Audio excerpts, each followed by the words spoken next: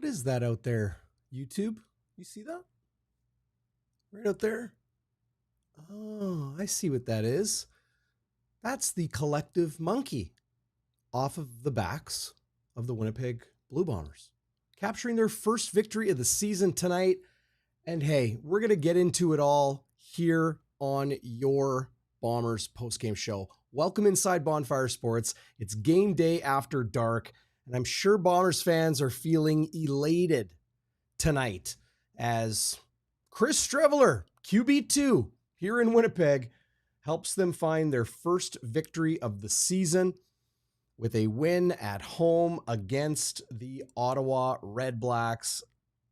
We got so much to get to on the show tonight. So glad you guys have decided to join me. Schnitzy will pop in a few minutes' time, but Winnipeg did exactly what they needed to do to capture a win tonight. They knew they needed to run the football. They knew they needed to win the physicality battle and get back to the bully ball, if you will. Get back to that brand of Blue Bombers football that has brought them to 4 straight Grey Cups, that has turned this franchise around. And that is going out there and hitting the opponent in the mouth. And that's what the Bombers did. So they improved to 1-4 on the season. Ottawa drops to 2-2. And I'm going to correct myself there. I think Ottawa that's right. They dropped to 2-2. They were 2-1. And I mean, it's amazing how one football game can change the perspective of everything. Because now, I mean, I think a lot of people would just say, okay, here we go. There's renewed hope, renewed optimism. It's a new day, if you will. And how do you celebrate that new day? Why don't you take Sandy's advice? Hit that thumbs up button if you haven't already. Appreciate that a lot.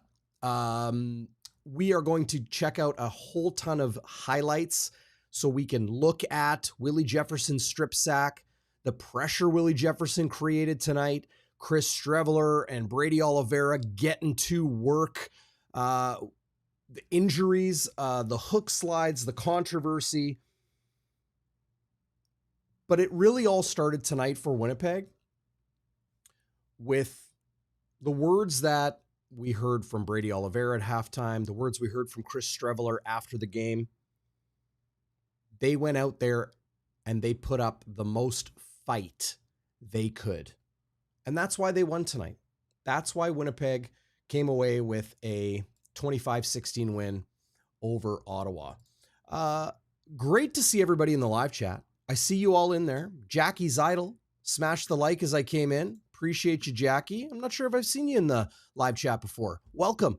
Appreciate that. Be sure you're subscribed, everybody out there. And if you're listening on podcast afterwards, you can leave us a review or a like in your podcast app as well. But the best thing you guys can do is share Game Day After Dark with your friends, your family, your people, your Bombers crew, your CFL crew, your work crew, your next door neighbor, whoever. Share Bonfire Sports with them. It's easy. You can see it right all up top there. Bonfiresports.ca. And if you want, you can go to that website. We got links to all of our social media channels, YouTube, all our videos, everything like that. We got Winnipeg Jets coverage coming soon too, which I'm really excited about. Been down at Jets development camp. I'm going to put up some Brad Lambert stuff, see if he's the 2C of the future for the Winnipeg Jets, and a whole lot more. And bonfiresports.ca. I did this new thing this week. You can go to bonfiresports.ca/YouTube. It'll take you to the YouTube. /Facebook. It'll take you to our Facebook. /X or /Twitter. It will take you to our Twitter X page. Spotify, Apple, you can do that. bonfiresports.ca/your favorite podcast app. And it will take you there. Connor Hrabchak, What's going on, man? Congrats on the new show, by the way, on WST. Connor says, almost forgot what a win felt like. Let's go. I don't know if I believe that. Maybe what a Bombers win feels like, because Connor, I know you were at the Seabears game the other night when they were victorious for a fourth straight game. People want to see the big hit.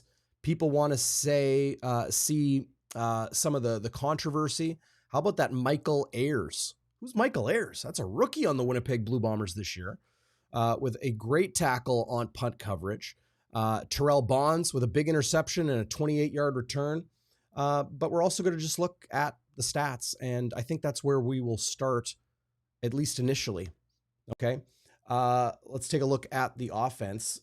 Now, Drew Brown leaving the game early was obviously a tough hit for the RedBlacks. Dustin Crum was 72% for 100 yards. Winnipeg's defense, we'll get into that tonight. WALBY'S Warrior, Westwood wide to the right, the happy honker, our bonfire burning point, and then game balls as well. Would love to hear from you guys out in the live chat and watching wherever you might be watching. Would love to get your perspective on who your WALBY'S Warrior was tonight. Now, look, it's going to come down to one of these two guys, offensively at least. Streveler went 62% passing, 127 yards. Those numbers aren't going to knock your socks off, okay? That's fine. I think that's just fine, because Chris Streveler and his run threat, like, look, didn't turn the ball over, no fumbles, no interceptions. But the Chris Streveler run threat, when you have a QB that can average 6 yards a carry, that allows your tailback to carry the ball 23 times for 129 yards, 5.6 yards per carry, 2 second down conversions for Brady Oliveira tonight. Left the game momentarily, bit of a scare, but he did come back. And man, when he came back, holy, he came to play. Here is the first play after Brady Oliveira emerged from the locker room. Look at the way he's running. This is early in the fourth quarter. Brady Oliveira comes back, hops on the bike, and then has that absolutely fired up run to keep the chains moving for the Winnipeg Blue Bombers. Let's look at it again. Great job by TSN with their highlight pack, and big ups to them for these looks. But there's Brady, stiff arm, get away from me, chugging away like only Brady Oliveira can. Just incredible work from him and from that offensive line. They did a great job tonight. They really, really did.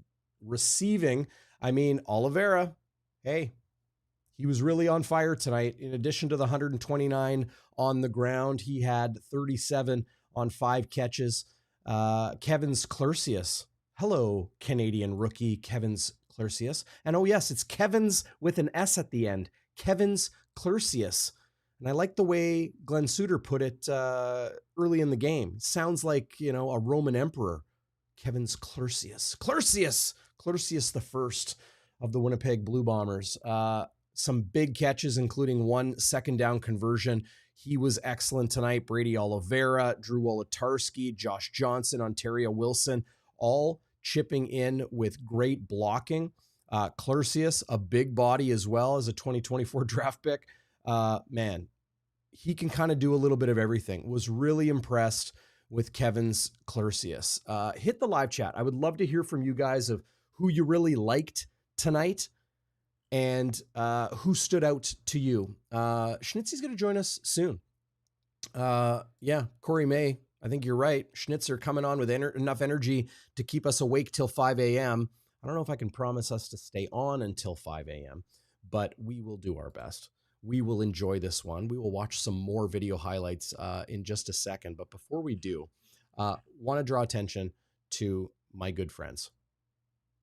They're staying with us for a few more months, and that is Scotswood Links in beautiful Elm Creek, Manitoba.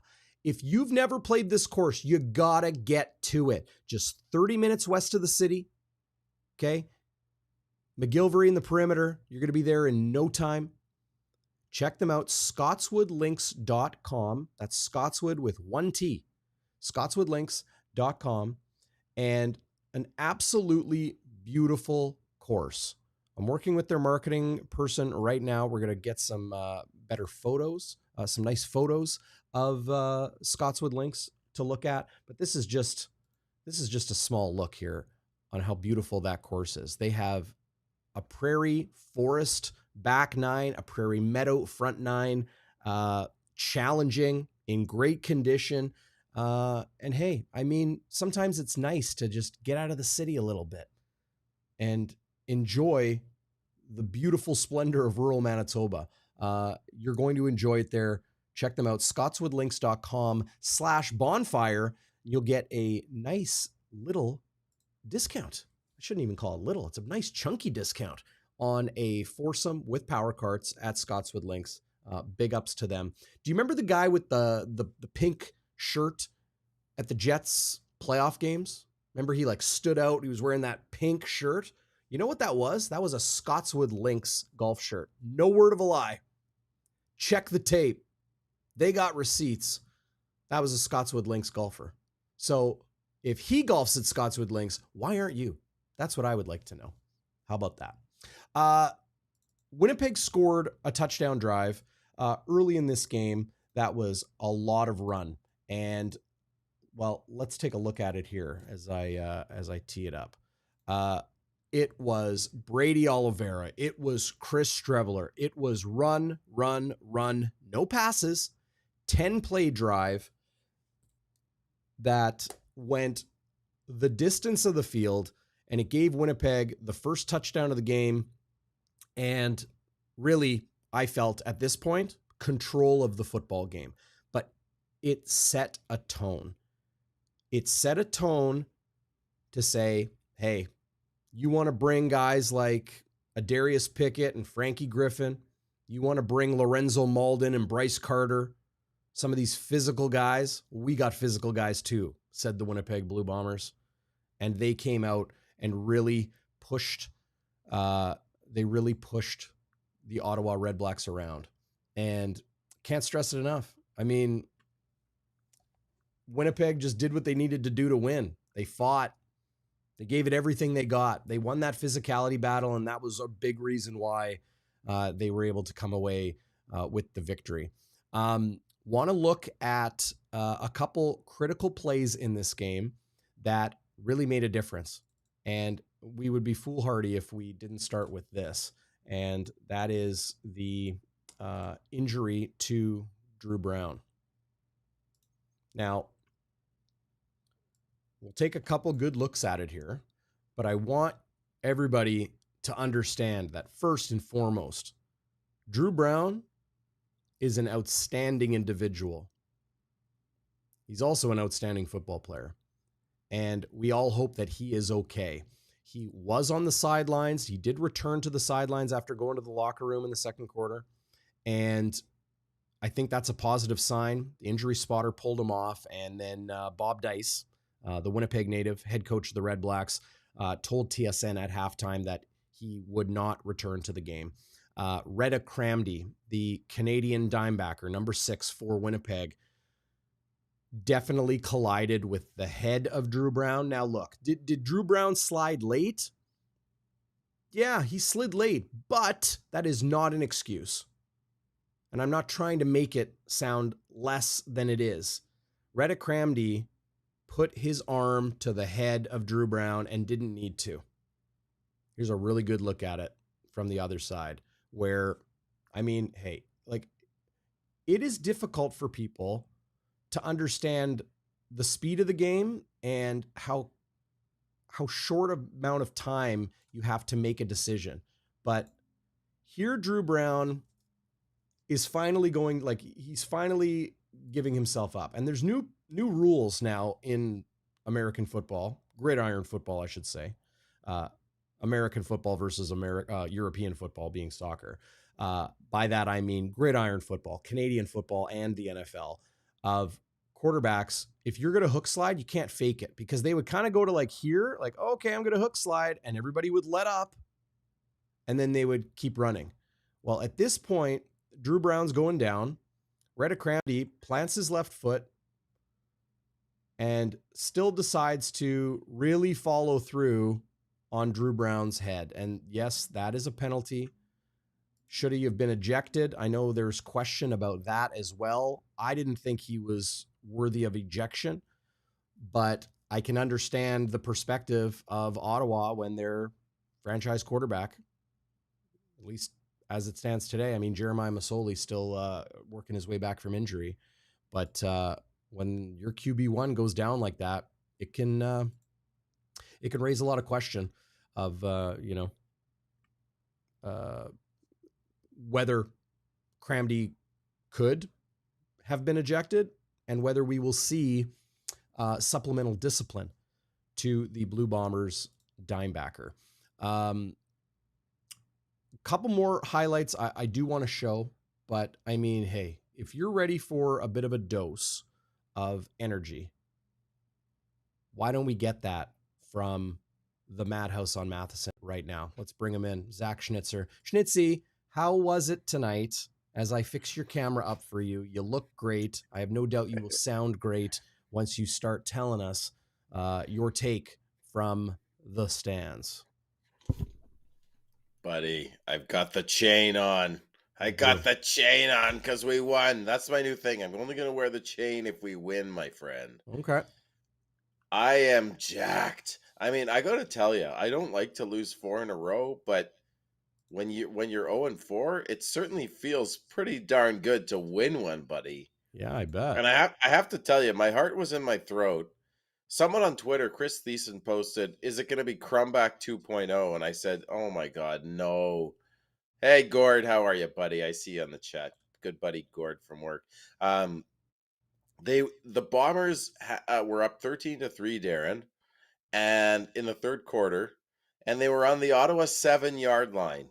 Mm-hmm. First and goal from the 7, and I thought, uh-oh, they were first and goal from the 7 at the in Ottawa, buddy, and they threw the game away and they lost.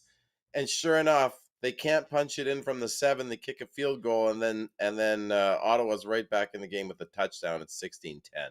My heart was in my throat, but the Bombers prevailed. I have so many game balls to give out, Darren. I can't wait. Hit us up in the chat, folks.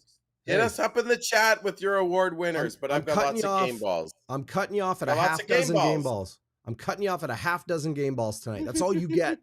I don't want you to get too excited. This team, your team, Schnitzy, is 1-4. Okay? But this is probably the best feeling for Bombers fans at 1-4 that you could imagine. Is it not? Yeah, no, I mean, it almost kind of rankles me because they've lost 3 games that were so close, Darren. Mm-hmm. And they could easily be 4-1.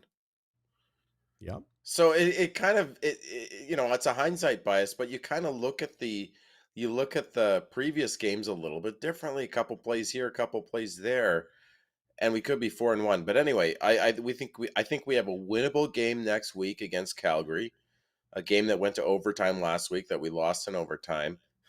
Thanks, Corey.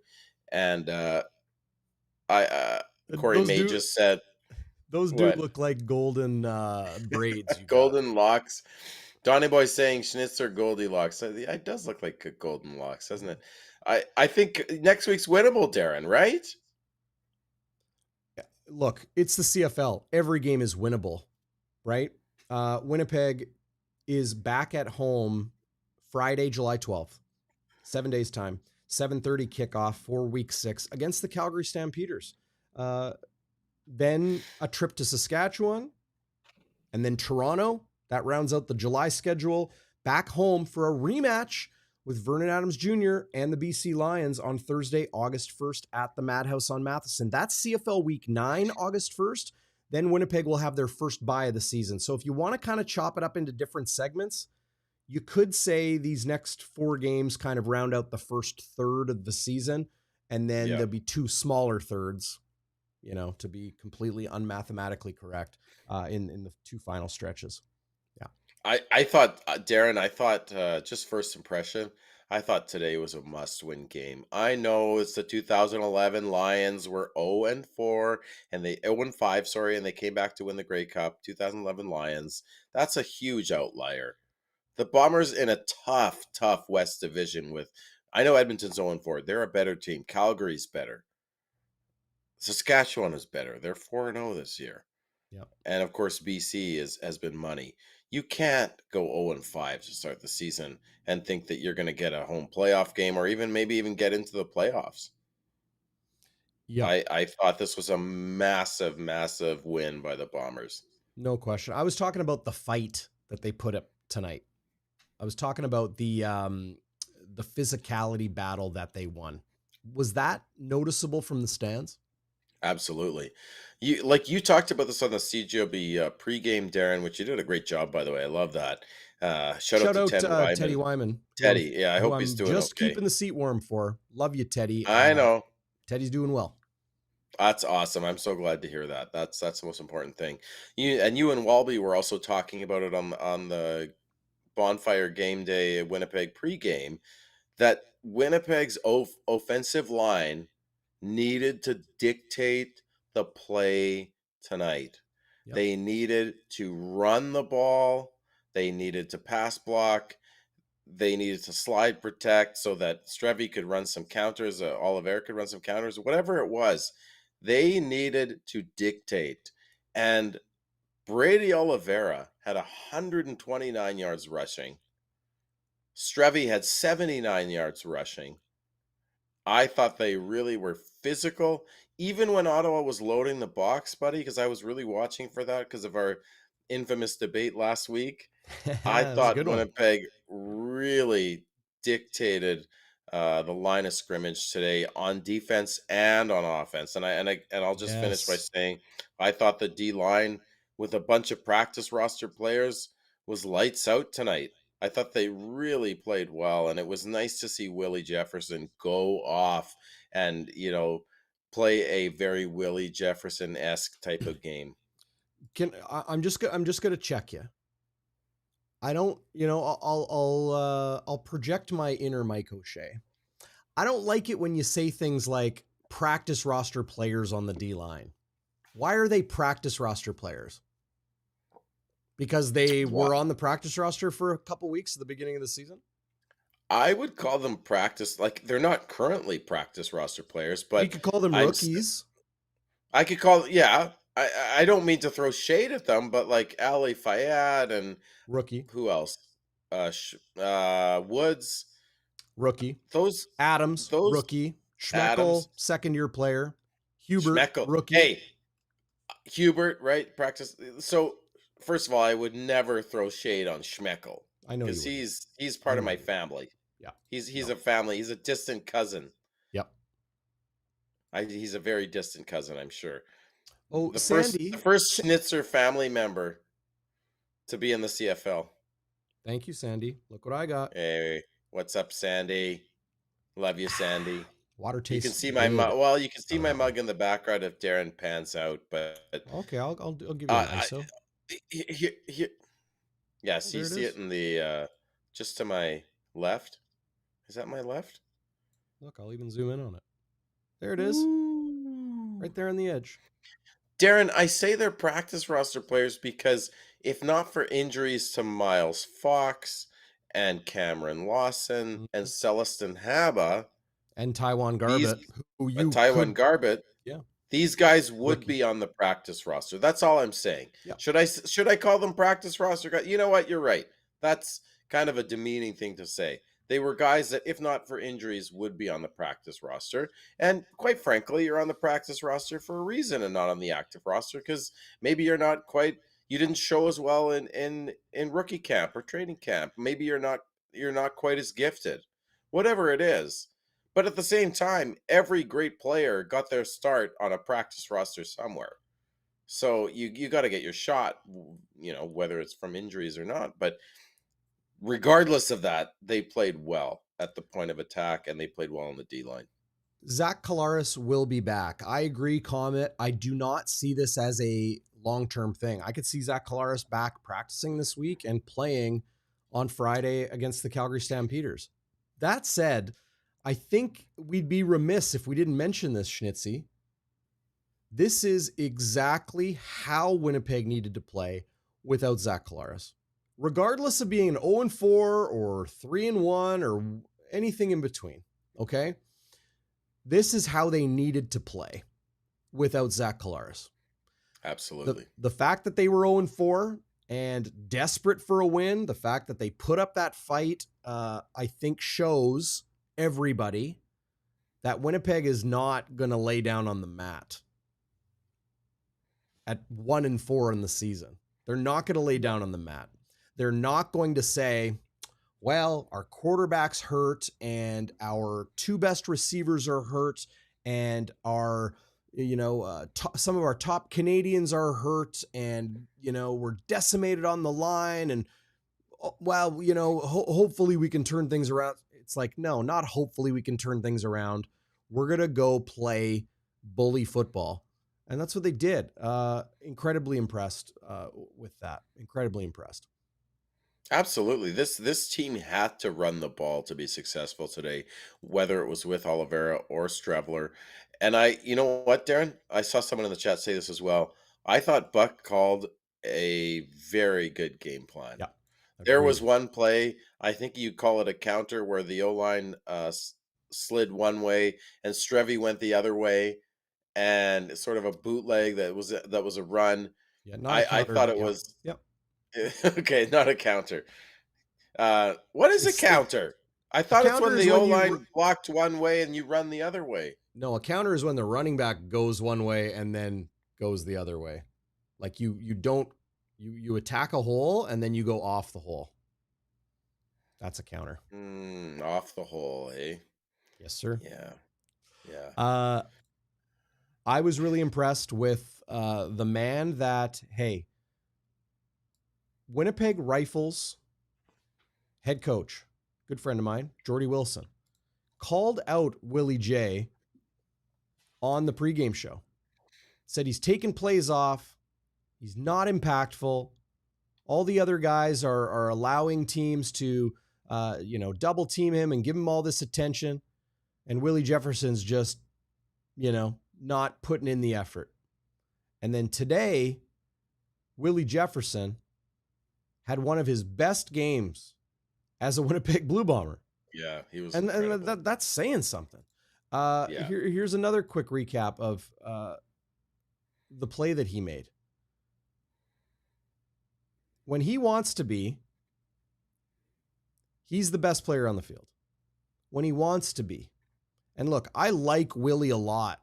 And, when I see him, if I see him at the Sea Bears game or if I'm talking to him after practice, there's few individuals I enjoy interacting with more than Willie Jefferson. I really like the guy. And I mean, you've heard me say it. I think he's, I've said it before, like a couple years ago, I was like, he's the best player in the league, regardless of position, right? Willie knows how I feel about him and his play and his talent level, but he has to bring it. If you don't bring it, what is it? It's wasted talent. And wasted talent is one of the most disappointing things that there is in the world. Incredible. But he has that ability to absolutely impact a football game. Any single play. It really can be. So let me ask you, Darren, you say when he wants to. When he wants to. Yeah. Are you suggesting and agreeing with the head coach of the Rifles there that Jordy, maybe sometimes he doesn't have the want to? He takes plays off. He just doesn't give that full effort. And the tough thing is Winnipeg's defensive line is decimated by injury, right? You got Jake Thomas, you got a whole bunch of young guys, either American rookies or Canadian second-year players, and Jake Thomas. That's what you got. So you need to keep Willie on the field. And I think at times he just chooses to not give it the full motor, right? And I think, like tonight we saw it. There were times where even the TSN broadcast mentioned it's like Willie Jefferson's not on the field right now, right? They're going Fayad and Woods and Adams and Thomas, right? Or Schmeckel, or Hubert. They're putting those guys out there without Willie Jefferson. And are they getting to the quarterback? No. Not like the times I saw, they're not. And then you see Willie Jefferson step back onto the field and do great things, like great things. Here's another look. I really liked this one.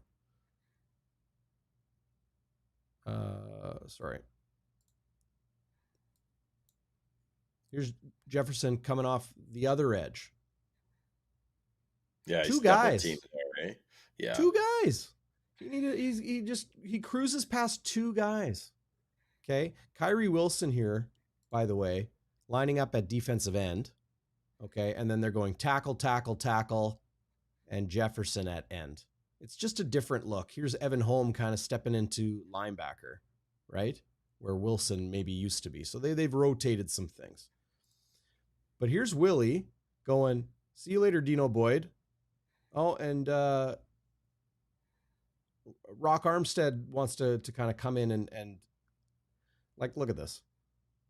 He's being held right now. Do you see that? Yeah. I want to see if I can zoom in on that.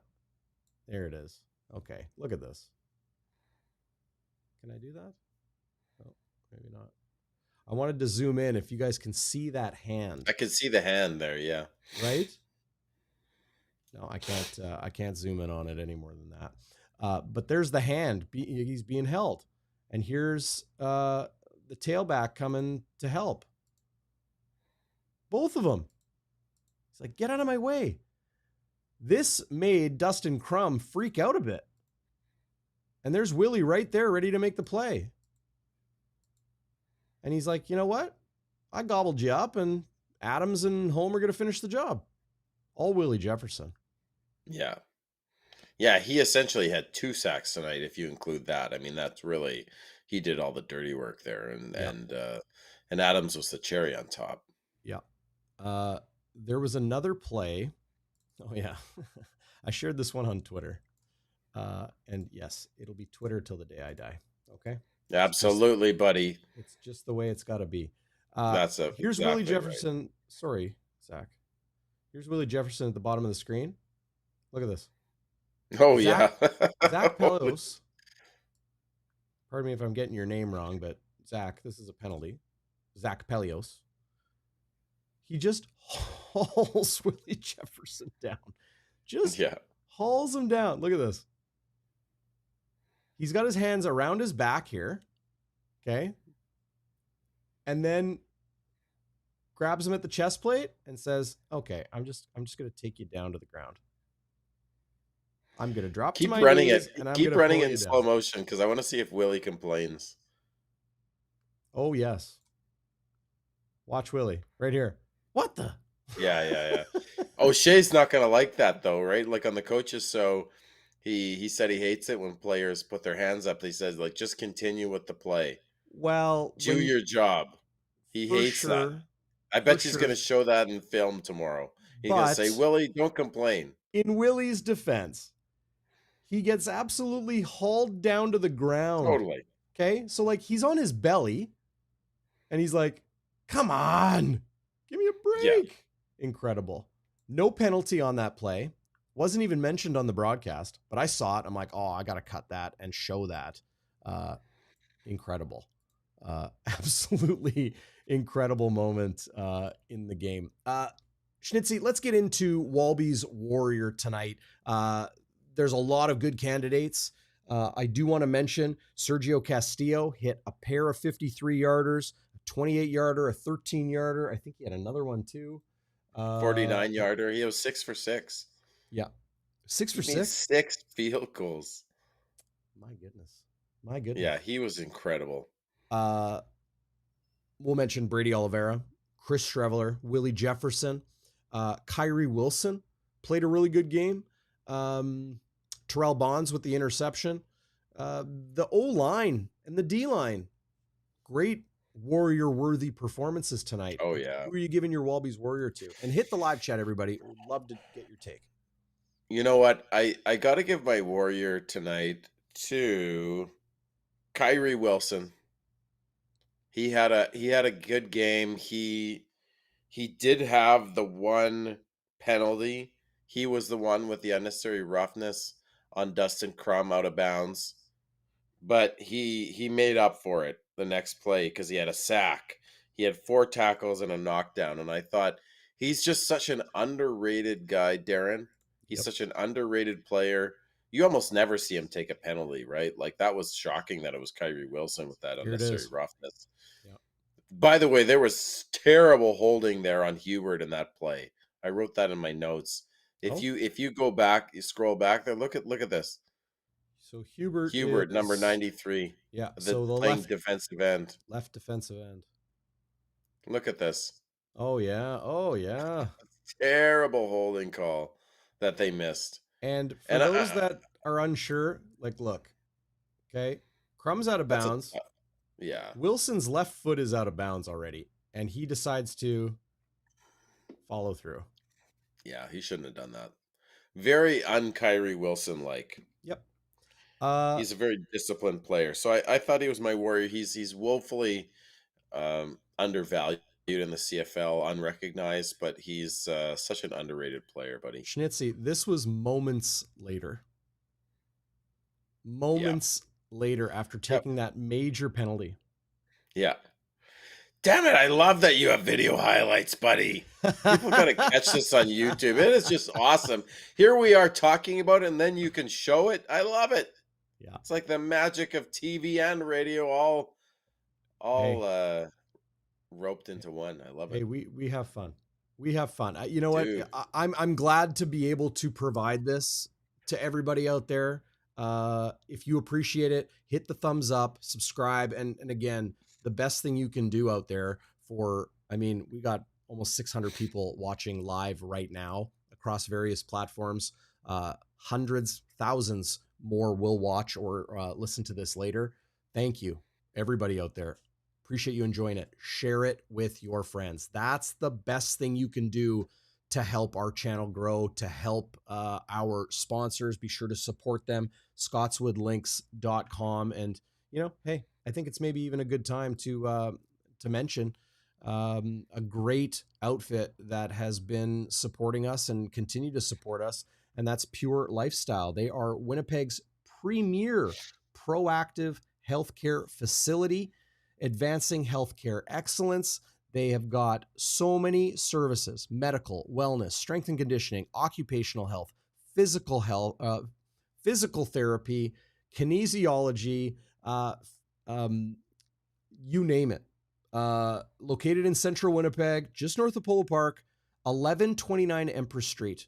You can book online or give them a call, 204-338-PURE, or check them out, purewinnipeg.com. Beautiful gym facilities there, physiotherapy, and a new minor injury walk-in clinic. This is the coolest thing, Schnitzy.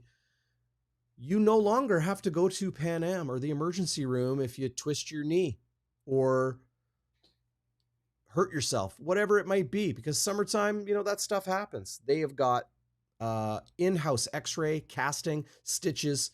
They'll get you back to enjoying summer in absolutely no time. purewinnipeg.com. So thank you to them and everybody else out there for supporting us. I will give my WALBY'S Warrior tonight to Chris Streveler. I think he was efficient and smart. He's also really tough tonight. That's why I'm giving him the WALBY'S Warrior. He was tough. There were times, as is the case with Chris Streveler, and I listened to him after the game, his post-game comments. He's like, oh, these guys are twisting your leg or doing this or doing that. All this BS that happens under the pile. He just says, that's football. Man, that is such a cool attitude to have. Cool, calm, collected. These guys are trying to injure you after the play. They're trying to do greasy stuff. It's football. Even if it's not football, for Chris Streveler to take that approach to it, I mean, man, I got all day for guys like that. That's a true WALBY'S warrior. So that's where I'm going there. I love it, Darrin. And think of the pressure on Chris Streveler tonight. Your team is 0-4. Zach Collaros goes down, the franchise quarterback, the multiple Grey Cup winner and MOP. And you're playing at home. You've lost 2 home games in a row. Yeah. You're going to lose. If you lose, it's 3 home games, which totals the number of home games you've lost in the past 3 years. Mm-hmm. And he comes in and he just plays bully ball. Him and Brady Oliveira were just ramming it down the Ottawa RedBlacks' throats. And I thought Streveler had a heck of a game. And, he even had a couple of good throws, Darrin. He had one that should have been picked off. But other than that, he threw the ball okay. He threw the ball as well as he needed to. So what we're looking at here is the spear from Frankie Griffin, the weak side linebacker for the Ottawa RedBlacks. Streveler on a design keeper, slides. And if you thought Redha was late, yeah, this was bad. Frankie was incredibly late. Frankie Griffin. Frankie's a really good football player. But I mean, there's like Redha gets a 15-yard roughing the passer penalty. Even though like it's just a roughing penalty because I mean you're no longer a passer at that point. I guess it's a hook slide, so he's still technically the passer. But like not only is Streveler going down here, Griffin's like helmet. Yeah. To helmet. That's spearing. Spearing is not the result of a tackle and your helmet is part of the contact. Spearing is tip of the spear, tip of the helmet, crown of the helmet. This is spearing. The hit on Zach Collaros last week, not spearing. It's not. I had a lot of people, on Twitter mention to me, like that's spearing. It should have been a penalty. I'm sorry. That hit on Zach Collaros was clean. DT and I disagree, and we talked about it on the OB pregame. And I think it's great that we can, have those debates and disagreements. The CFL looked at it. I'm talking about the Collaros play last week, and they decided it was not a penalty. This is a penalty. This is spearing. So what exactly, like my understanding of spearing, Darrin, was when your first point of attack or contact is your head hitting the other guy, regardless of where you strike him. Right? Yep. So the play last week with Collaros, the way I saw it was it Coatney? That's a 348-pound monster. His first point of attack on Collaros' chest, or thorax, as the Bombers like to call it, because he's like, an army ant or something. His first point of contact was the helmet to his thorax. Would that I disagree. not be I didn't think it was the initial point of contact. Did the helmet make contact? Yes, but he wasn't like, this is spearing. Okay. This is a tackle where your head is right there with your shoulder. There's a difference. Now, it is a bit subjective. It is a bit of a, there is a judgment to it, right? But watching Coatney sack or try to sack Collaros, it was on time. It was as textbook a hit, straight up hit as it can be. And I understand Collaros got hurt, but he threw the football. And that's the danger of football. That's the danger. You are putting yourself in a vulnerable position when you're throwing the ball straight, by the way. He's not like throwing it across his body. Straight, and Coatney's coming at him straight. Like it's shoulder to shoulder width to shoulder width. And Coatney does not put his helmet into Zach Collaros' chest. He tackles him, and his helmet is there. Because the helmet, guess what? That's a foot before your shoulder. It's going to be part of it It's about leading with it. It's about in trying to use your helmet as a weapon, right? Macho Harris, Clint Kent. Who was that other dime backer? Alex Suber. Was it Suber? No. Shoot. Bombers had that dime backer. He was a tiny guy, but really small, but incredibly Hefney? violent hitter. Was it Hefney? No, Hefney was a halfback. Anyway, those days are over. It's not 1994, right? When you're 348 pounds, which, by the way, I think more people know Coatney's weight now in Winnipeg than anybody ever has in his entire life. Totally. But when you're that weight and you get a open shot at a quarterback like that, he got hurt. No kidding. Yeah. No kidding, he got hurt. But hey, it's football. You start taking out hits that are not malicious intent, because I didn't see Coatney's as a malicious intent. It was a clean form tackle. Quarterback got hurt. Stinks. Absolutely stinks. Well, but what I'll agree with is I certainly don't think it's malicious. Even if it was a spear, I mean, I think sometimes, as when you're making, not that I know anything about playing football, Darren, because I only played schoolyard football with my buddies. it's the best But kind, man. yeah, I actually had some moves back in the day, Darren. I could have been a running back, but my dad wouldn't let me play because he got his nose broken like 6 times when he through his football career. He's like, "You're not doing that." So I could have been a star. Could have been a contender. Anyway, I even if the head was the first point of contact, I don't think Coatney's hit was malicious at all. Anyway, let's leave that in the past. There was 2 headshots in this game. My goodness. Yeah. Well, but you know what? Chris Streveler did some good things too. Did some really good things. Here we go. Does he work out at Pure too? Probably. Yeah. Well, I wouldn't be surprised. By the way, have you heard Chris Streveler's Whiteboard Wednesday on Instagram? No, what's that? Follow Strevy on Instagram. He does Whiteboard Wednesdays where he breaks down plays on the whiteboard. It's really cool. Nice. And he's got a lot of American followers because of his time in the NFL. Obviously, he is an American guy too. But like explaining the differences between, American and Canadian football and breaking down, basic concepts of offense and defense. It's really cool. This is what I thought Buck Pierce did a very good job. He made the possession pass game very accessible for Chris Streveler. Yeah, I agree. He struggled with some of those shorter crossing routes. I think he's always kind of struggled with those shorter crossing routes. But this is what he does, is he takes Kevin's Clercius and he just sits him. He just sits him underneath.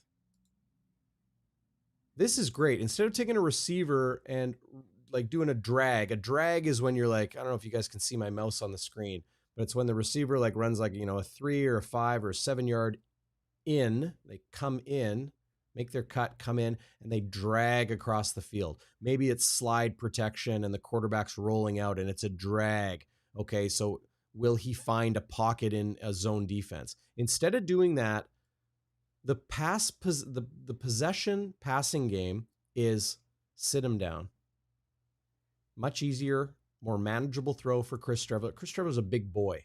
Sometimes you do those drags in the possession pass game because you don't want your quarterback, say it's Drew Brown. Well, Drew Brown's going to be much shorter than Chris Streveler. He's going to struggle throwing it around these mountains of men.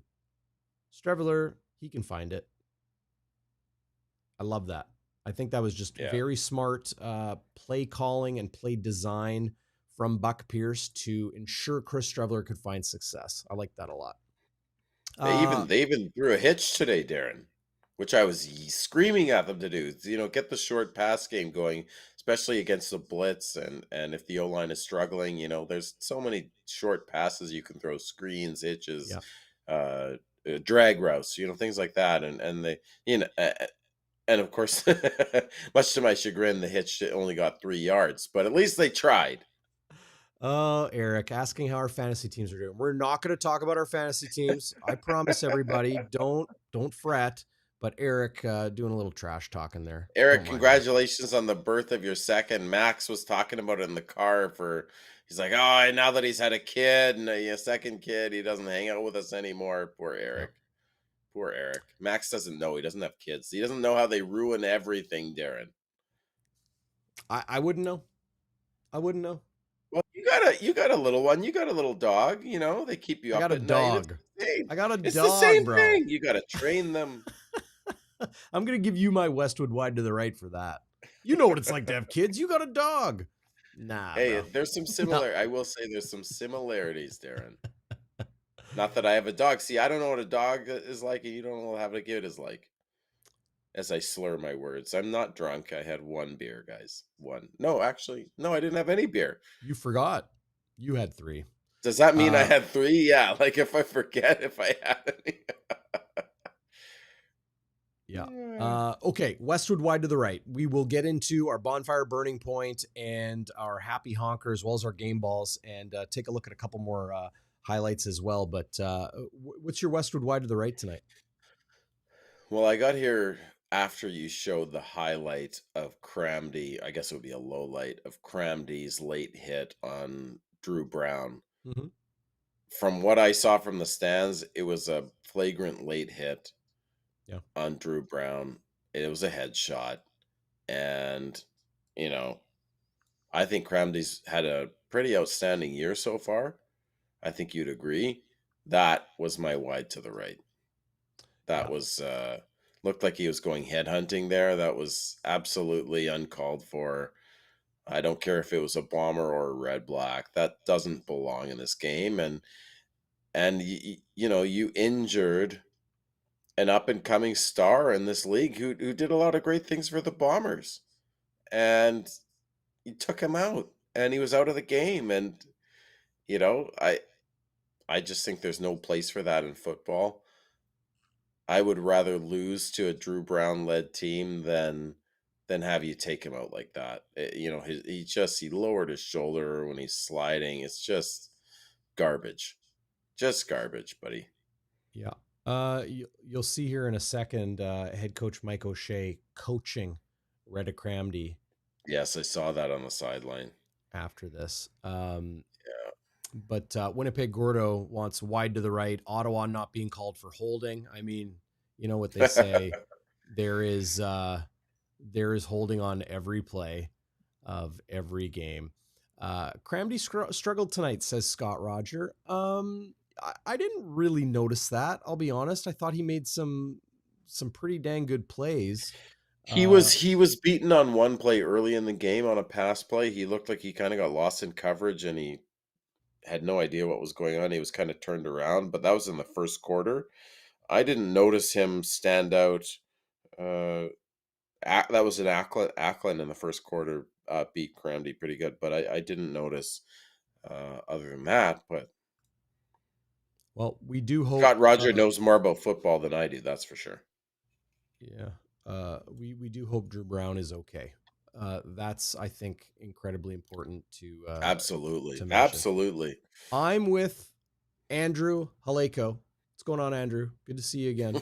Wide to the right. Schnitzy thinking he had no beer when you did. If you forget, man, you had one. Well, did I? Logan in my section, he offered to buy me a beer, and at first I was like, "Yeah, sure." He's even going to get me a Heineken, and then I actually tapped him on the knee, and I said, "Honestly, it's 10 o'clock. I probably need some caffeine. I would take a Diet Pepsi." He's like, "No, it's just beer. I was only offering beer." Yeah, it was beer or nothing. Yeah. So I didn't have a beer then. I don't know if I did earlier. I don't know. There's a lot I have to think about. Okay, I'm gonna pull it out. Are you ready? It's time for the happy honker. In homage of the late great Cactus Jack Wells of CJOB. We don't have car horns to honk, so we will honk the old whatever it is there that I did. I hope it came through on the it did. Came through on the stream. Loud and clear, baby. Yeah. Moment of that you enjoyed in this game. A moment of happiness, levity. Well, just to bother you, I was gonna do my happy honker as Steve giving me more popcorn, but you got so mad last time that I kept talking about So that free mad. popcorn. You were So so mad. mad. So mad. So mad. And then Steve gave me popcorn again in section 128. So that was going to be my happy honker, but I honestly have to give it to the crowd. Winnipeg Gordo is on the chat echoing me here. 28,000 tickets. And I know that's not a sellout, folks. I know it's not even 30,000. But Not even 28,000, 30. Can you imagine every other team in the CFL being like, right? oh, only 30, not even 30. How many did the Riders get last night? Wasn't it only like 23,000? Like the worst attendance in New Mosaic history is what I Right. saw. Was that Rob Vanstone that tweeted that? Or maybe it was Jamie Nye. I forget. But yeah, like that's shocking. And the Riders are a good team. Like they're 3-0. And they were I getting don't, 23,000. I disagree. I don't think the Riders are this great team. I agree with that. They're a good team. They're a good team, but they are not a perfect team. They are not a world beater. I think they have flaws. I think Edmonton gifted them a game. Yeah. I think Hamilton gifted them a game. I think Toronto, 5 giveaways last night, gifted them a game. I mean, sheesh. Sorry, I wanted to pull that up, Andrew. Another good comment. I want to mention this. Killing it tonight. Yeah. It's always nice to see a rookie make an impact play. Yeah, and be able to bring a ball home to his mama or his dog or his kids or whatever. I guess I would bring one home to my dog because that's, I got my dog. Here's Terell Bonds. That was awesome. Yeah. He was in perfect position there, hey? And a 28-yard return is nice too. Yeah, he had a nice return. He runs out a little bit out of gas here. He came out of the game for a few plays. I think Dietrich Nichols came to play boundary cornerback, but he came back into the game. But just to finish my thought, 28,000. I thought when your team's 0-4 on a beautiful Friday night in Lake Country, because we live in Lake Country, there's over 100,000 lakes in Manitoba.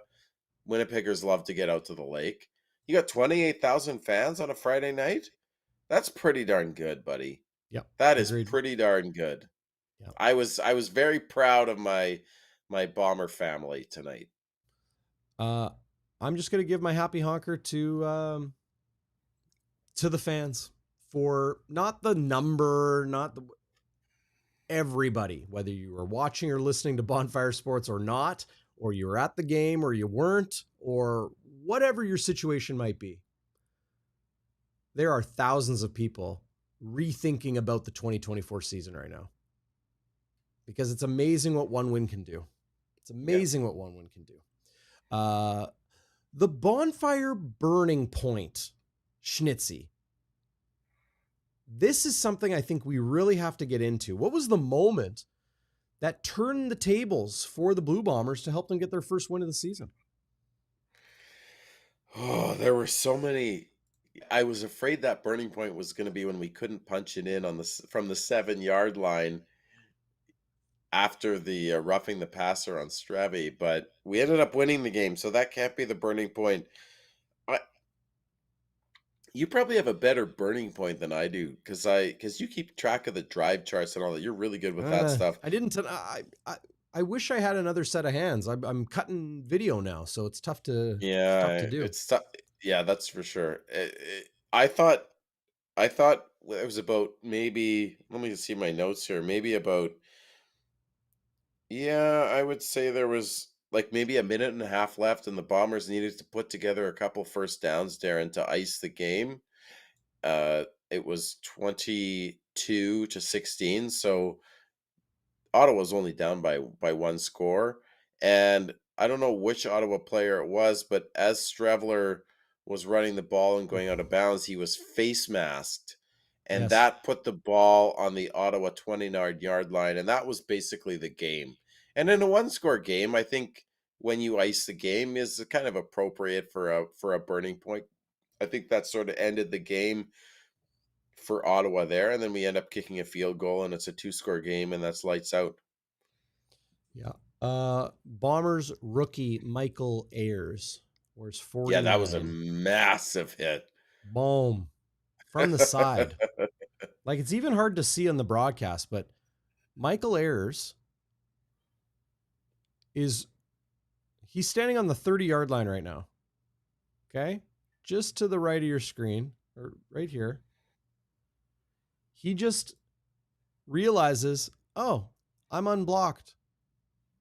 I've got to take a sharp turn. So everyone see the 30? See the 30-yard line? Right third of the screen. Ayers takes that sharp cut and then just absolutely levels Dedman. Yeah. Huge hit. Just wanted to show that while we were chatting. I don't know if it was the bonfire burning point, but it was definitely a controversial point,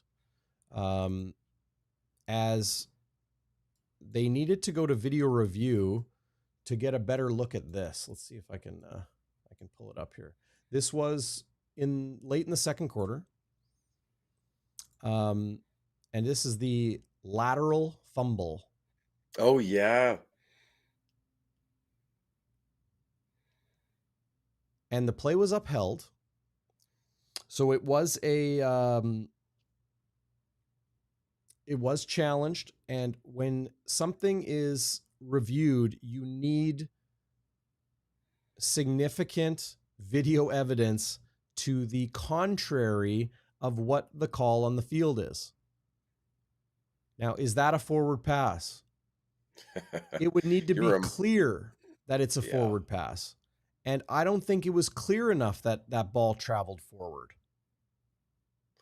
Right, because the rule is as long as it doesn't travel forward, it's a lateral. Like, it can go on a straight horizontal line. It's still a lateral, right? So you see the hash marks right between Dustin Crum's legs, okay? The ball is just past that hash mark. And where does he catch it?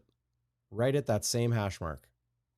Now, I understand the video isn't a perfect 90-degree angle from that hash mark, and it could be off, but that is nowhere near significant video evidence to overturn it. And the reason they call it a fumble, even though he didn't catch the football, they call that a fumble because it's a lateral, right?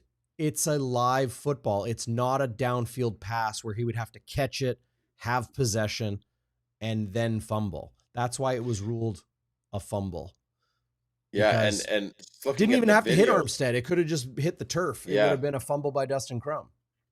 And it looks like Dice is coaching him up, because it looks like he gave up on the play as soon as it hit the turf.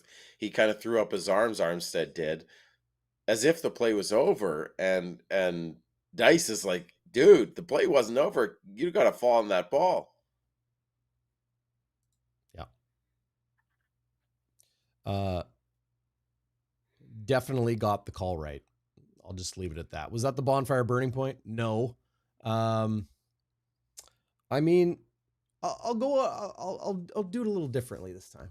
Bonfire burning point, Sergio Castillo, just absolute nails. Yeah. That's my bonfire burning point. Hit those 253s. That's a huge, like, look, was it a 3-point win? No. It was a 9-point win. But getting that reliability, I think, is just huge. Yeah. Maybe a bad bonfire burning point. Let me know in the live chat. Let me know in the comments. No, but I think it, like, there was multiple burning points potentially, right? Like a wildfire, baby. Miller's Killers. Multiple burning points where the Bombers kept making it a 2-score game because of the unchipped balls that Castillo was kicking. 53, 49, right? Like, those are big time field goals, especially when, if you miss those, That's Devontae Dedmon, who I think is the best returner in the league, bar none. Oh yeah. You're gonna give him a head start like 50. If you miss a 53-yarder and you have Dedmon running it, like he's got a 50-yard bubble there, he's gonna flip the field or take it to the house. Like that takes some stones there. And I would agree. I thought there were multiple times in the game where if he misses any of those, we could be looking at a loss. That's the beautiful thing about the CFL, right, DB? Like the special teams are so crucial. They really, really are. Where And if you it miss bothers me one when long people. field goal, Yeah, no, sorry. Go ahead. no, I'm just you miss one long field goal, that could be the difference in the game. It could hinge on that. It bothers me when people talk about like, oh, the CFL, they're just like they're punting all the time. It's only 2 downs and it's a punt. 2 downs is a punt. Watch the game. The punt teams are great to watch. Punt coverage, punt returns. You got an opportunity for an explosive play all the time. If punting bothers you, do you really like football? Do you? Do you really like it, or do you just like quarterbacks throwing it? Is that what you like? You just like watching quarterbacks throw the football? Maybe that's what you like. Okay, cool. Go watch Arena League. Maybe that should have been my Westwood wide to the right. You missing Janarian Grant, Schnitzy? Yes. Looked good last night. Janarian Grant is unique. Like the juke he pulled last night, making that, because wasn't that Walby who says that the returner's job is to make the first guy miss? Man, did he make the first guy miss in a phone booth, and then he hits the hole. Like he is a special player. He is an absolute special player, Janarian Grant. And I do think they miss him. I think Chris Smith has acquitted himself well, and I will double down on that, acquitted himself well, because that is a proper turn of phrase. I'll take the hit for that. I'll take it. I think Chris Smith is doing okay. He's nothing special, but he had a couple of decent returns tonight. He hasn't done anything special. He hasn't, but Janarian Grant is a special talent. Mm-hmm. You see, you pull the journalist out of me. You're like, he's nothing special. I don't know if he would want to hear that. I think he would want to hear he hasn't done anything special. Oh, that's very kind of you.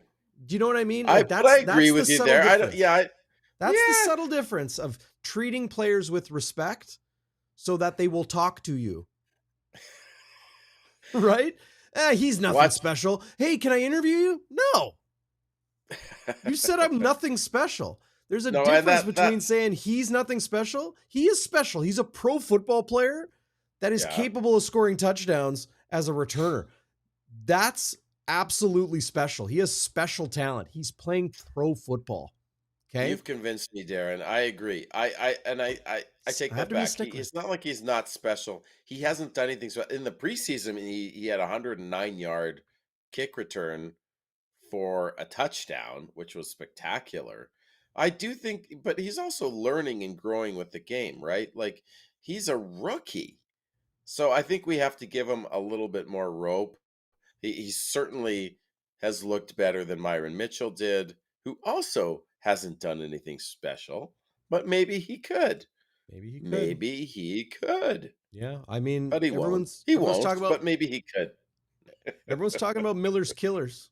Mike Miller as a rookie coordinator.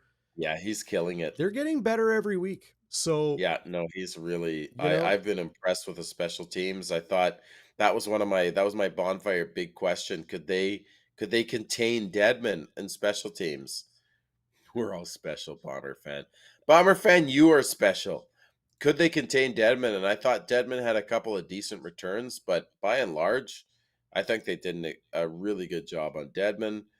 I thought Chris Smith had a couple of decent returns. He didn't drop the football. The special teams didn't cost them tonight. And Sergio Castillo was 6 for 6. I'm going to pull this up here. The returns. Oh, yeah, here we go. Let's take a look. Chris Smith, 5 punt returns for 45 yards, 9-yard average. It's okay. That's okay. 3 for 58. When you're averaging 19.3, also okay. It's not bad. It's definitely not good. Like it's not very good or anything, but it's okay. So I think that will, I think it'll come in time. You know, I objectively, I've remained very optimistic about this Blue Bombers team because they have the talent, they have the coaching, they have the continuity, they have the experience, and injuries are not an excuse, but they will get healthier. Could it really get this? Could it get worse? Don't jinx it, buddy. I'm not jinxing. Oliveira was out of the game for most of the third quarter. It could get worse. Well, and then he came back and punched everyone in the mouth. He certainly did. Hey, Darrin, before you go on, we talked just sticking with returners, buddy. Yep. We know Lucky Whitehead is now in the PEG. He's in the YWG. Does he get a look at returner because he played returner for us before and did quite well? Interesting. That is interesting. Right? Yeah. Hit the live chat, everybody. Should Lucky Whitehead get a shot at returner? Yeah. I mean, that would be a good way for him to get into a roster, like into the game, on a roster, on a game day roster, right? Because Chris Smith is dressing for all these games, and he's not taking any snaps on offense. It takes time for a player. Like somebody texted me today, and they're like, "Is Lucky's in town?" I'm like, "Yeah." Like, "Oh, is he going to be in the lineup?" Of course not. Probably won't. Like, he might not even be in the lineup next week. He might. We'll see how he picks up the playbook. We'll see how he acclimates himself, or acquits himself. Waiter says, "Give him a chance." Bombers fan says, "Lucky can't do punts." If Bomber fan says it, then I believe it because Bomber fan knows his football. Okay. He does. Yeah. Dan Jets fan. What's going on, Dan? Good to see you, man. Yes. Everybody. Absolutely. He would be great at that position. Winnipeg Gordo, who had the question of the week on the pregame show. Appreciate you, Gordo. He can split duties on kickoffs. Okay. Did he get who got WALBY'S tickets? Tyler got him. Congrats, Tyler. Followed us on Instagram at Bonfire WPG. You guys want to follow us on Instagram. Lots of Bomber stuff, lots of Jets stuff. Sea Bears. I do a 60-second Sea Bears home game, post game after I call the games there at Canada Life Center. They've won 4 straight. They just beat the best team in the West. After beating the best team in the East, they've turned it around. They are going to make a push. Did they beat Montreal? The playoffs. Did they beat Montreal? Were they playing them tomorrow or tonight? Yeah, they're in Montreal tonight. I don't know if they won. Let me know in the... Oh, Connor's there. Awesome night at Princess Auto Stadium. Agreed. This guy's a workhorse, by the way, if you don't know Connor Hrabchik. Yeah, hey, Connor. We've connected on Twitter. Great guy. I like this Connor Hrabchik. I like this guy. But Connor will let us know if the Sea Bears won. Yeah, let us know. Guys on everything. Canada won. Dude, Canada won in the Copa America. Waka Waka with a hot take. Lucky Whitehead, like the rest of the Bombers, way too old. Really? We'll see what he can do. I mean, he was a free agent on the street. You know, he was in shape. But like Walby and I were talking about, there's like the physical shape. Like Lucky is carved out of marble, right? But how are his lungs? You know? Oh, there we go. Scott Roger, who continues to compliment me on my Sea Bears calls. Appreciate you, Scott. Thank you. Sea Bears lost tonight in Montreal. Dang. That sucks. Because Montreal was 5. Montreal was 3-9. Yeah. I believe. Waiters, Connor is older than 16 years old. And Andrew says 32 ain't old. How about 42? Is 42 old? Is 42 Old? Okay, can I just digress for a second? There was a lady Yeah, at of work course. today. She's complaining about her back. Her back is hurting. Her back is hurting. And I said, "How old are you?" She said, "I'm 26." I Who's said, this? "Give a colleague at work." I said, "Give me a break. 26 years old and you're complaining about your back. Wait till you hit your 40s. My back's hurting. Give me a break." Look, there's lots of reasons you can have a sore back. I don't think it has anything to do with age. Oh, dude, I think age plays a role. I have a sore back just from Well, standing up out of my chair, and I'm she might only have a sore 40. back from hitting the row machine at the gym too hard. I haven't hit the row machine for eons. I don't even think I could row at this point. Row your Although boat. I could have a row with you, Darren, or is that a row? I think I it's a don't know what row. that. Well, I don't know where you're going. A I don't know row where is you're like going. a fight. I It's like do an know where you're argument. A going with your row. game balls, though.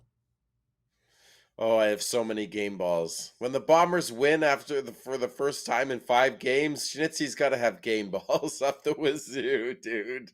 I got lots of game balls. Let me just pull up my notes here. I'm gonna give the first game ball. Oh, you're gonna give? Okay, fine. Go Sergio ahead. Castillo. No Incredible night. cutsies. 6 for 6. Yeah. You add up all of his field goals, 214 yards. Seriously, that's awesome. Yeah. He gets game ball number 1. Go ahead. We'll go back and forth here. I Hit like the live chat, popcorn everybody. style, baby. Hit the live chat, everybody. Want to know who you're giving your game ball to. If you got one game ball, who you giving it to? Okay, Schnitzy, go ahead. Is that what you're asking me, or you're No, asking? I'm telling the everyone in chat? the live chat. One game ball, hit it right now in the live chat. And if you haven't yet, hit the thumbs up. Don't hit the thumbs up. Right, don't hit it. But definitely hit it and give us who you're giving your game ball to for the Winnipeg Blue Bombers. And if you're watching on Twitter, head over to youtube.com/Bonfire Sports. That's where you want to be watching us. Then you can join the live chat. Okay, Schnitzy, I'll ask a third time. Give me your game ball. Well, you keep interrupting me. You keep going off on this and that and this. I know. Hubert, guess what? No, not Hubert. Hubert had an okay game. He was held on that play. Darren, my first game ball I'm going to have to give to Brady. Brady brand football tonight. Brady Oliveira. He had 129 yards rushing. He was out of the game, nicked up for a bit in the third quarter, Darren. Comes back. 129 yards rushing. And I think he had a 26-yard run at one point where Streveler lays the incredible block. Thanks to my friend Caitlin for pointing that out. Apparently on that big run, Strevy just blocked someone at the point of attack, and I saw it on the replay. I was looking for it. And he was catching the ball too, Brady. He had 163 yards in total. So I thought Brady was just this team goes as Brady goes. I'll say that. Okay. When Brady is chugging, this team is just I was hoping I could figure out a rhyme for that. When Brady is chugging, this team is, I don't know, mean mugging? I don't know. They're just killing teams. Lugging. Hugging. Shrugging? I don't know. So you're giving it to Oliveira. Yeah. Well, give one of my game balls. I can't believe I will give a game ball, and it's game ball number 3 to the starting quarterback tonight, who absolutely kicked ass. Chris Streveler. Definitely deserving of a game ball. And honorable mention to Buck Pierce. I shouldn't even say honorable mention. I'm just going to give him a game ball as well for what he built in his game plan.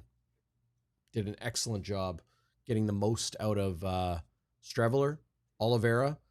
And look, those guys ain't doing what they're doing without the offensive line. The O-line played their best game of the season. Yeah, I agree with that 100%. Oh, how about this? Christian Paulson with a super chat. $10 from Christian. Thanks, Christian. Game ball for sure to Oliveira, says Christian. Thanks, buddy. Absolutely. I'll be getting that $10 next year. You will. Right, Darren? Yep. For your taxes. Gotta be next year. Gotta be next year. Maybe there'll be interest on there. uh, So do Go I do ahead. the next game ball? Yes, It's my sir. turn. Yep. Well, I got to give one to Willie Jefferson. Free Willie, folks. Where would Willie been? Where's Willie been the past few games? You haven't seen much of Willie. Tonight he gets a sack. He basically gifts Adams another sack. He gets a strip and then the recovery, and I believe he had a knockdown. Oh no, he had two tackles. I thought Willie was his usual game wrecker self. It was nice to see him back in the fold, dictating play, changing the game really as only Willie can, Darren. I thought he was phenomenal. Doug Thorosky says, "Come on, guys, got to be Castillo for game ball. 6 for 6 and 2 from 53. What do you mean, come on, guys? I gave him my first game ball. Come on, Doug. I'll give you a come on, Doug." Appreciate you joining the live chat, Doug. Thanks. Charlie Well, Dufo. you stole my game ball there. I was Yeah, going to give one to Sergio too. Sorry, bud. I usually give you a half Can we dozen both game balls give and I a- let you go first, so I'm stealing it today. Okay, fair enough. But do we usually can we both give a player a game ball? Yeah. I don't think so. Yeah? You know what? You and I have been doing this for 3 years. Yeah. This is our third season on Bonfire Sports, you and I doing the post game. Schnitzy, you've never given a game ball to a coach. Have I never? I don't think so. You know what? I could be completely wrong. I think you might be right. Have you only given them to players? I think I've probably given one to a coach at some point. Probably. But I don't know. You think I should give it to a coach tonight? No. Just pointing it out. You're just casually pointing it out. Andrea Kohak says, "Come on, guys. The whole team improved. What do you want us to do? Slice the ball up into little pieces and give it to all 80 guys? Practice roster, the injury list, the training staff, everybody improved. They all get a game ball."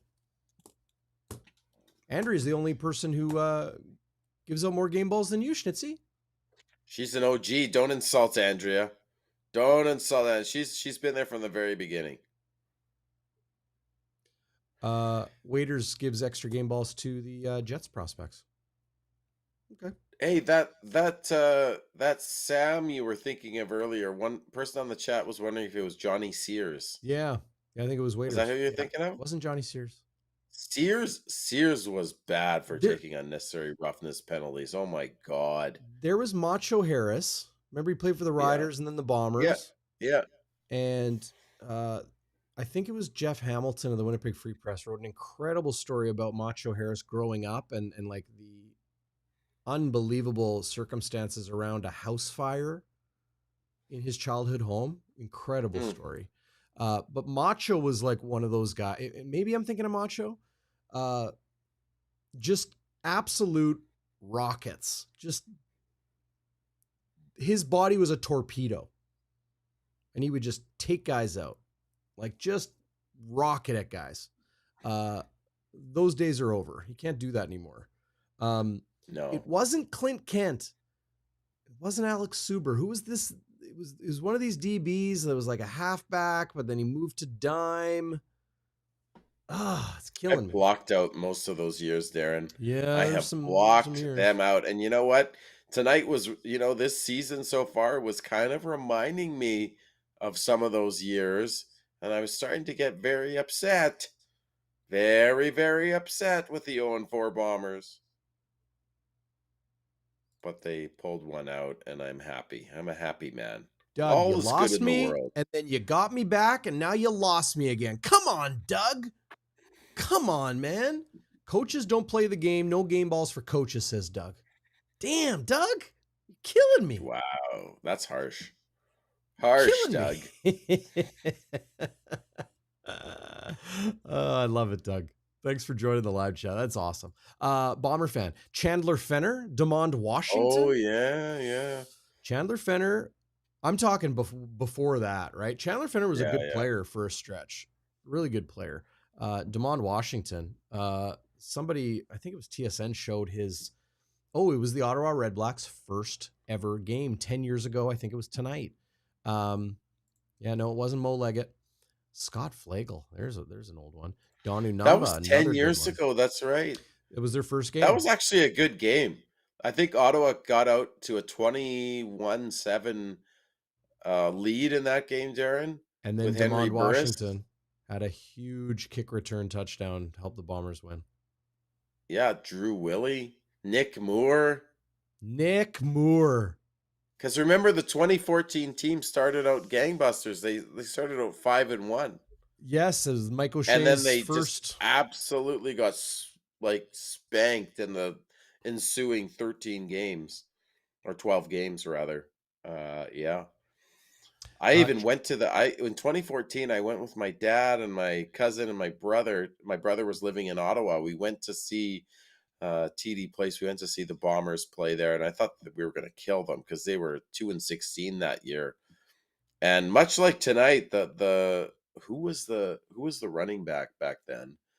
I forget his name, but they just ran the ball down our throat. We lost.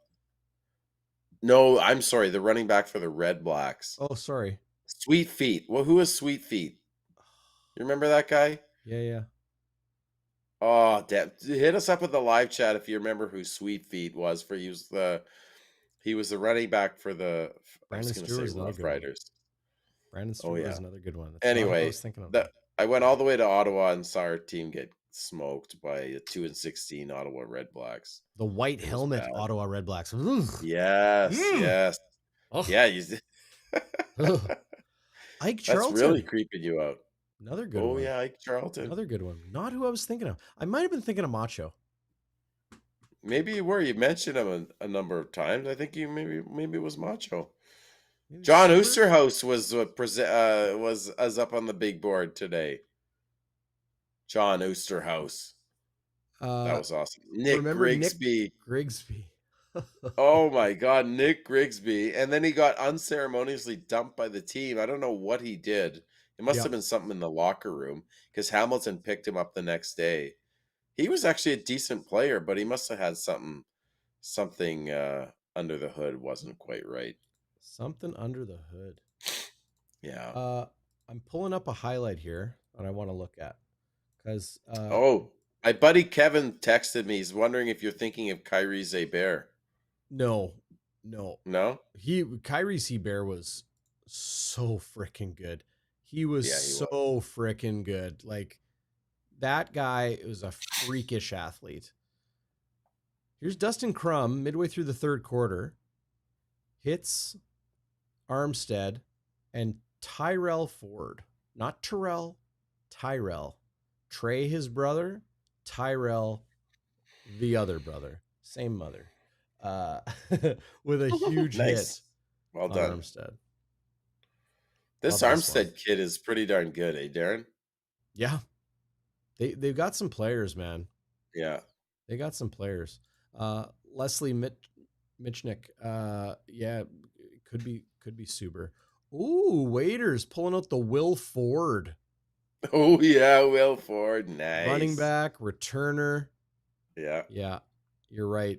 Kyrie Zebair definitely played for keeps. Do you got one more game ball, Schnitzy, before we wrap things up? Do I have another game ball? AJ Kowali. Oh man, I love this. This is great.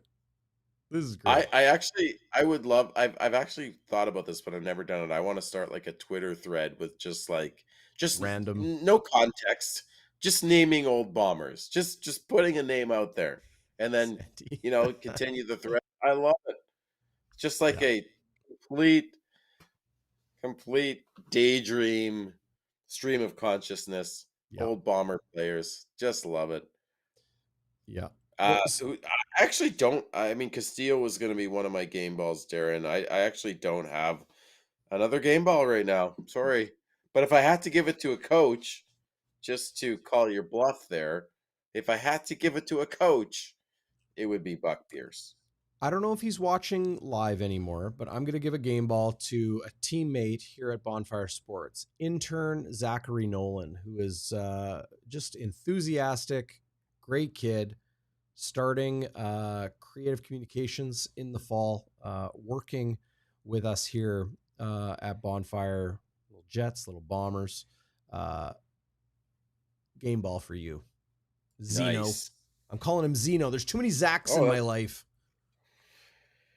Zach Nolan gets Zeno. Check out his podcast, the Nolan Hockey Podcast.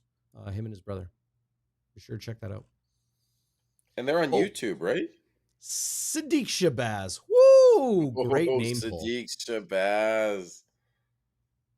That's a great name. Sadiq Shabazz and Zeke Marino. Zeke. What was his nickname? Zeke and Destroy. Zeke and Destroy. Yeah, I like that. Yeah, Joe Lobendon. Zeke and Destroy. Love it. Brother. Okay. Schnitzy. The Bombers capture a huge win tonight, 25-16 over the Ottawa RedBlacks. Ottawa drops to 2-2. The Bombers improve to 1-4. And suddenly, the West Division isn't such an absolute scary place to be. Saskatchewan's 4-0. BC is 3-1.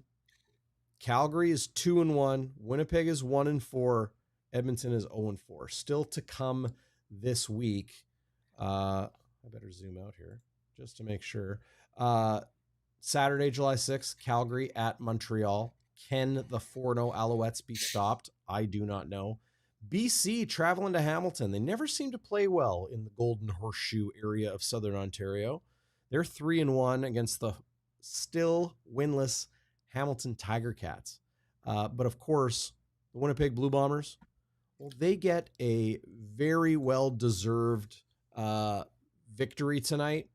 Chance to enjoy it at home with their family, with their teammates, and they'll get back onto the practice field on Monday ahead of the Calgary Stampeders coming to town for game number 2 between Cowtown and Peg City on Friday, July 12th. You and I will do a post-game show, Game Day After Dark as always.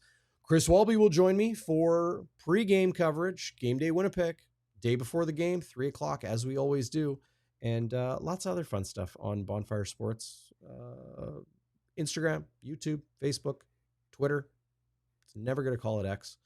Big thanks to Scotswood Links, Scotswood with 1 T, scotswoodlinks.com, and Pure Lifestyles and all of their great offerings there, purewinnipeg.com. Be sure to check them out. Support us. Those that support us, support them. I think I got that all backwards. It's entirely too late.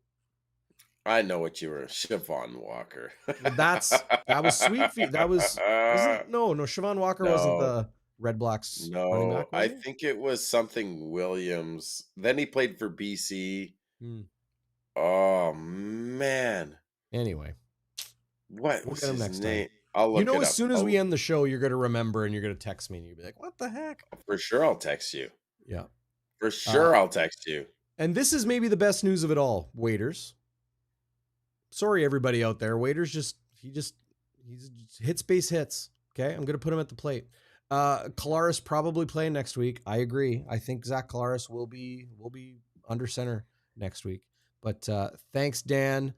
Thanks, everybody out there. Appreciate you a lot. And Schnitzy, I'll give you final word. And then, of course, your trademark sign-off here on Game Day After Dark on Bonfire Sports. Look out, West Division. The 1-4 Bombers are coming for you. They're off the mat. You never let a team off the mat. And they're off the mat, and they're going to be swinging haymakers next week. And I'm going to be hitting the tailgate, I think, next week, Darrin. So I don't know what kind of state I'll be in, but I definitely will forget all of the beer I drank. But I will be ready to go with my chain on if we win, and I think we'll win. So sayonara, everybody.